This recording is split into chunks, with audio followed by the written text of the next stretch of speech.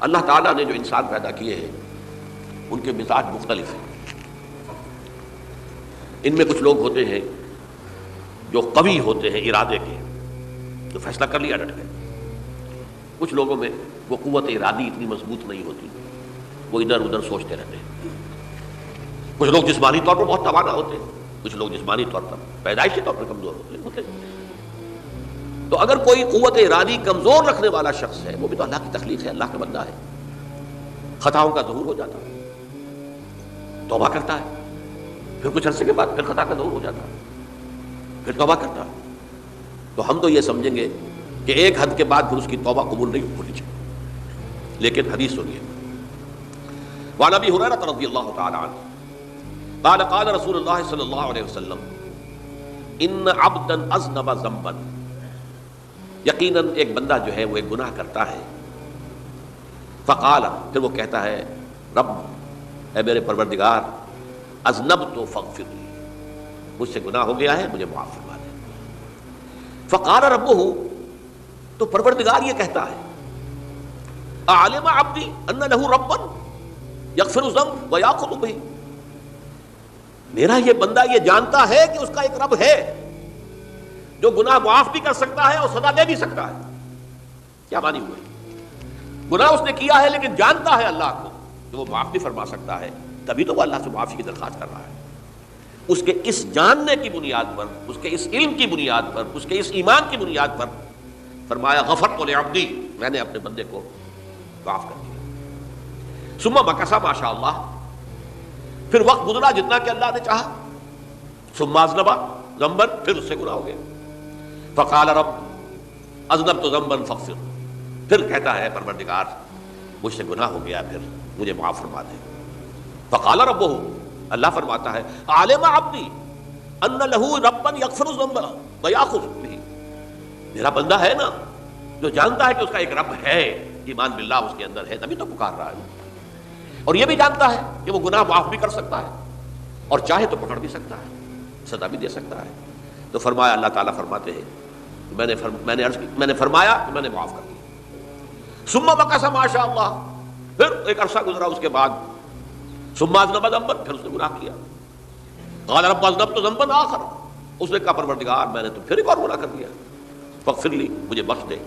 فقال اعلم عبدی ان لہ ربا یغفر الذنب ویأخذ بہ، میرا بندہ جانتا ہے نا کہ اس کا ایک رب ہے جسے وہ پکار رہا ہے، اور وہ جانتا ہے کہ اسے اختیار حاصل ہے کہ چاہے تو بخش دے اور چاہے تو پکڑ لے.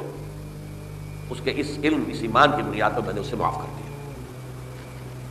ایک اور حدیث، میں نے چونکہ اس گفتگو کے لیے ان احادیث کا تفحص کیا ہے، یہ تو بہت ہیں حدیثیں، میں نے ان میں سے کچھ چنی ہے. ہمارے بعض واعظ ناصح وہ بھی کسی شخص کو روکتے رہے، برائیوں سے روکتے رہے، نہیں رکتا تو کہیں غصے میں آ کے اللہ تجھے کبھی معاف نہیں کرے گا. یہ کتنا بڑا جرم ہے، اس کا اندازہ کیجیے اس حدیث سے. تو میرے بندے کو میری رحمت سے مایوس کر رہے ہیں، کتنا بڑا جرم ہے اس کا اندازہ کیجیے. یہ مسلم شریف کی روایت ہے عن جندب، حضرت جندب رضی اللہ تعالی عنہ سے، ان رسول اللہ صلی اللہ علیہ وسلم حدث، کہ اللہ کے رسول صلی اللہ علیہ وسلم نے ایک واقعہ بیان کیا. ان رجلا قال،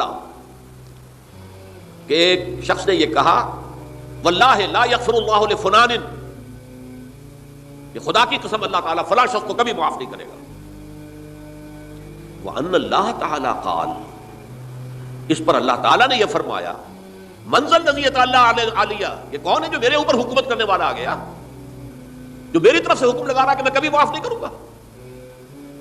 من ذا الذی، کون ہے وہ شخص، الذی یتعالی علیہ انی لا اغفر لفلان، کہ میں فلاں شخص کو کبھی معاف نہیں کروں گا. قد غفرت لفلان، اس کو تو میں نے معاف کر دیا. واحبطت عملہ، اس شخص کے تمام اعمال میں نے ضائع کر دیے کہ تم نے میرے بندے کو مایوس کیا. یہ ہے جرم کی انکار. تو توبہ کی دعوت دیتے رہو، توبہ کے لیے لوگوں کو آمادہ کرتے رہو، توبہ جو ہے اس کے لیے ترغیب دیتے رہو. اللہ تعالیٰ معاف فرمانے والا. اب آخری حدیث سنا رہا ہوں، یہ تو بہت ہی عجیب حدیث ہے اور متفق علیہ، یہ بخاری اور مسلم دونوں میں. حضرت ابو سعید الخدری رضی اللہ تعالی عنہ جو ہے وہ اس کے راوی ہیں. حضور نے فرمایا کانا فی من کانا قبلکم رجل قتل 99 نفسا، تم سے پہلے جو امت تھی بنی اسرائیل، گویا کہ ان کا ذکر ہے، اس میں ایک آدمی ایسا تھا جس نے 99 قتل کیے تھے۔ اب آپ اندازہ کیجئے کتنا بڑا گناہ کبیرہ ہے قتل۔ قرآن مجید میں آتا ہے فَكَأَنَّمَا قَتَلَ النَّاسَ جَمِيعًا، اگر ایک انسان کو بھی ناحق قتل کر دیا گیا تو یہ ایسی ہے گویا کہ اس نے پوری نوع انسانی کو قتل کر دیا، اس نے 99 قتل کیے۔ فَهَلْ لَهُ مِن تَوْبَةٍ، پھر اس کے بعد یہ ہوا کہ اس کے اندر توبہ کا جذبہ پیدا ہوا۔ فَسَأَلَ عَنْ أَعْلَمِ أَهْلِ الْأَرْضِ، تو اس نے پھر سوال کیا، لوگوں سے پوچھا کہ زمین میں رہنے والوں میں کون سب سے بڑا عالم ہے۔ وَدُلَّ عَلَىٰ رَاهِبٍ، تو اسے بتایا گیا فلاں راہب فلاں جگہ پر ہے، وہ بہت نیک ہے، بڑا عالم ہے۔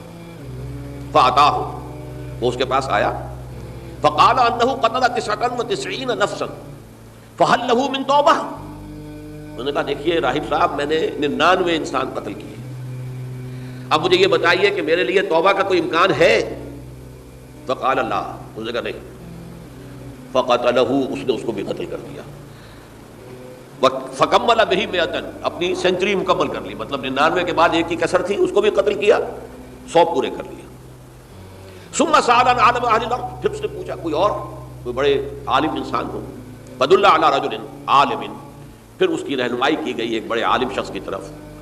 فقال انہ قتل 100 نفس، تو اس نے وہاں جا کر کہا کہ میں 100 انسان ہلاک کر چکا ہوں، قتل کر چکا ہوں۔ فہل لہ من توبہ، میرے لیے توبہ کا کوئی امکان ہے؟ فقال نعم، اس نے کہا کیوں نہیں، 100 قتل کیے تب بھی کیا ہے، توبہ کا راستہ دروازہ کھلا ہوا، معلوم یغرغر، جب تک کہ وہ گھنگرو نہیں بج رہا اس وقت تک تمہارے توبہ کا دروازہ کھلا ہوا ہے۔ پہلے افراد توبہ کریں اور صحیح توبہ کریں۔ صحیح توبہ کیا ہے؟ ہماری زندگیوں میں کوئی حرام شے ہے فوراً نکال باہر، ہماری معاشرت میں اور اس معاشرے میں رہتے ہوئے جو قانون ہے جس کے ہم پابند ہیں، ہم کسی زانی کو رجم نہیں کر سکتے، ناممکن ہے، یہ تو قانون ہی بنے گا تب ہوگا۔ ہم کسی چور کا ہاتھ نہیں کاٹ سکتے، تو قانون بنے گا تو ہوگا۔ تو ہم جن چیزوں پر عمل نہیں کر سکتے قانوناً، ان کے علاوہ باقی پوری شریعت جس پر عمل کیا جا سکتا اس پر عمل پیرا ہوتا ہے۔ سود میں بند نہیں کر سکتا، بینکوں کو میں آگ نہیں لگا سکتا، اور بینکوں کو آگ لگا دیں گے تبھی سود تو ختم نہیں ہوگا، لیکن یہ تو کر سکتا ہوں نا کہ براہ راست سود میں ملوث نہ ہوں، سود پر قرضہ لے کر اپنا کاروبار نہ چمکاؤں نہ بڑھاؤں، سود پر قرضہ لے کر اپنے مکان نہ اونچا کروں، یہ تو کر سکتا ہوں۔ تو کم سے کم جو ڈائریکٹ کسی نے قانون نہیں بنایا کہ لازم ہے آپ پر کہ آپ سودی قرضہ لیں اور اپنی بلڈنگ عالی شان بنا لیں، کسی نے نہیں کی۔ یہ اگر کر رہے ہیں تو آپ مجرم ہیں۔ آپ کے معاشرے میں کوئی قانون نہیں بنا کہ پردہ ختم، برقع حرام، مصر یہ ترکی میں تو کر دیا گیا تھا، برقع حرام، وہاں تو سر کو اوپر جو ہے ڈھانپنا جو ہے، سکارف لینا بھی ممنوع ہے، یہاں تو نہیں ہے۔ پھر یہاں جنہوں نے چھوڑا ہے مجرم خود ہے۔ یہاں تو اللہ کا شکر ہے کوئی ایسا مصطفیٰ کمال پیدا آج تک نہیں ہوا ہے کہ جس نے ان چیزوں کا حکم دیا۔ ہاں ترغیب ہے، ذرائع ابلاغ کے ذریعے سے، فحاشی ہے، عریانی ہے، لیکن چوز آپ خود کرتے ہیں، فیصلے کا اختیار آپ کا اپنا ہے۔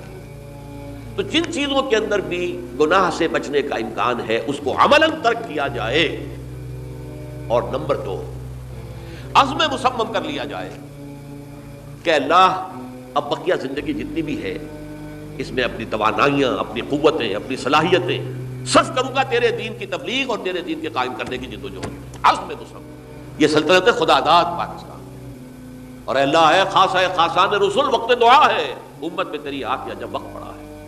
میں اپنے احساسات جو ہیں آپ کے سامنے الفاظ میں بیان نہیں کر سکتا۔ یہ جب یروشلم کی تباہی ہوئی تھی جس کا میں نے ذکر کیا ہے، 6 لاکھ انسان قتل ہوئے تھے، اور 6 لاکھ کو نبوکدنضر جو تھا وہ ہانک کر بھیڑوں بکریوں کی طرح بیبیلونیا لے گیا تھا۔ اس سے پہلے کتنے ہی نبی اہل کتاب کے وہ کہتے رہے تھے کہ ہوش کرو، توبہ کر لو، بلکہ ایک جگہ کے الفاظ یہ ہیں درخت کی جڑ پر کلہاڑا رکھا جا چکا ہے، اب بھی ہوش میں آ جاؤ، ہوش میں نہیں آئے۔ دنیا پرستی جو بھی ان کے نفس پرستی جو بھی ان کے اوپر مسلط ہو چکی تھی، اس نے انہیں توبہ نہیں کرنے دی، تباہی و بربادی ہو گئی۔ آج ہماری نگاہوں کے سامنے عراق کے ساتھ کیا ہو رہا ہے، بغیر اس کے کہ کوئی جرم ہوتا، بغیر اس کے ہم تو بڑے بڑے جرم کر چکے ہیں ان کی نگاہ میں۔ نان پرولیفریشن ٹریٹی جو ہے اس کے خلاف ہمارا عمل جا رہا ہے پوری دنیا کے اندر، انہوں نے کہا کہ ہم اس کو ایٹمی صلاحیت کو نہیں پھیلنے دیں گے۔ وہ ایک خاص وقت میں افغانستان میں انہیں ہماری ضرورت تھی اپنے اصل دشمن USSR اپنے مقابل کی طاقت کو ختم کرنے کے لیے، اس وقت انہوں نے اپنا منہ جو ہے پھیر لیا تھا، نہیں دیکھا تھا، اور ہمارے ہاں اللہ کی یہ رحمت آ گئی کہ ایٹمک صلاحیت بھی حاصل ہوئی، اور پوری دنیا میں شاہ عبداللہ نے کہا تھا، پرنس عبداللہ نے، کہ یہ آپ کا نہیں ہے، یہ جو نواز شریف صاحب سے جب اس کا ہم نے دھماکہ کیا ہے، یہ بم آپ کا نہیں ہے، یہ پوری امت مسلمہ کا بم ہے۔ کیسے یہ برداشت کر سکتے ہیں یہودی اور یہودیوں کے اعلی کار عیسائی، خاص طور پر Protestants, west white Anglo Saxon Protestants? تو سمجھ لیجئے کہ پاکستان کی جڑوں پر بھی تیشہ رکھا جا چکا ہے۔ یہ میرے احساسات کی اس سے کم میں تعبیر ہو نہیں سکتی، لیکن اب بھی امکان ہے، اب بھی امکان ہے، اب بھی امکان ہے۔ توبہ کرو، توبہ کراؤ، مل جل کر طاقت بنو، کوشش کرو کہ یہاں اسلام کا نظام آ جائے، اور اس اسنا میں بھی دعا کرو اللہ تعالیٰ سے کہ اللہ ہمیں مہلت عطا فرما دے، ہمیں کچھ اور مہلت عطا فرما دے، اے اللہ ہمیں کچھ اور مہلت عطا فرما دے۔ بارک اللہ لی ولکم فی القرآن العظیم ونفعنی وإیاکم بالآیات والذکر